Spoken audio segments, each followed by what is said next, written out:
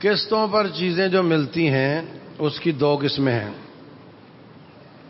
ایک تو یہ ہے کہ جتنے کا نقد اتنے کا ہی ادھار، تو اس میں تو جائز ہونے میں کوئی شک نہیں ہے، اس نے ایک سہولت دی ہے آپ کو.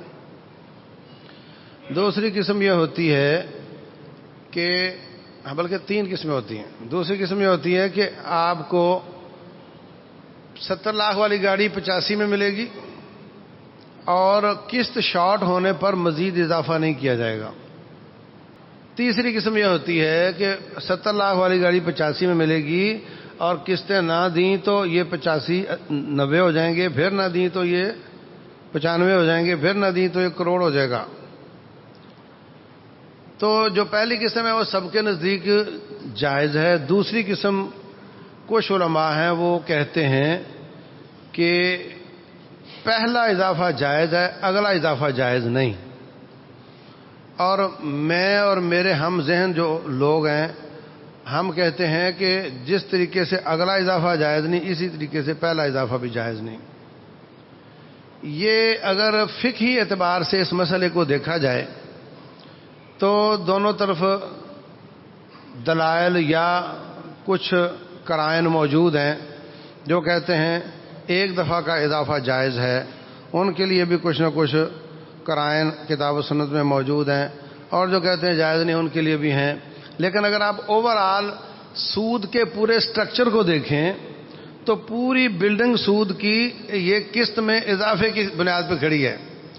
اگر پورے سودی سٹرکچر سے قسط پلس اضافے کا ایلیمنٹ نکال دیا جائے تو نیشنل اور انڈیویجول اور انٹرنیشنل ہر لیول کے سود کی عمارت دھڑام سے نیچے آ جائے گی.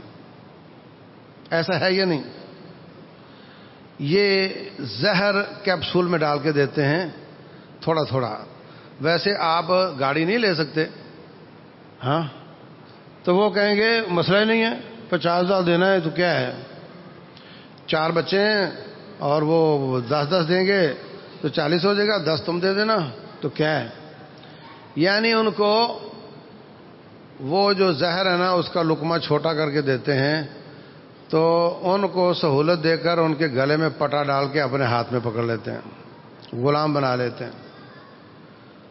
جس نے 85 لاکھ کی گاڑی سود پر لی ہوئی ہے وہ جہاد پہ جا سکتے ہیں،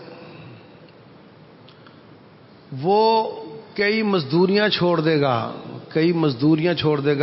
ہے مزدور بندہ، گاڑی پہ آؤں تو آ کر مزدوری کروں، ہاتھ گندے کروں، تو کار دے کر اس کو بیکار بنا دیا.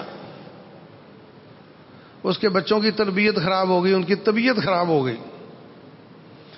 اور سب سے بڑی بات یہ کہ رسول اللہ صلی اللہ علیہ وسلم فرماتے ہیں انظروا الی من هو اسفل منکم، نیچے والے کو دیکھو. اور بینک کہتا ہے نہیں اوپر والے کو دیکھو. تو موٹر سائیکل والے ہو نا، کار والے کو دیکھو. کار والے ہو نا تو نئے ماڈل کی کار کو دیکھو. نئے ماڈل والے تو جہاز کی طرف دیکھو. جھگی والے ہو تو گھر کی طرف دیکھو. گھر والے ہو تو بنگلو کی طرف دیکھو. اسلام کہتا نہیں نیچے دیکھو، وہ کیسے رہ رہا ہے، تو کیوں نہیں رہ سکتا. تو یہ اوپر دیکھنا سکھاتے ہیں.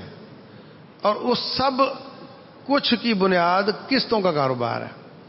اگر یہ نکل جائے تو ان کے پاس پلے بچتا ہی کچھ نہیں ہے.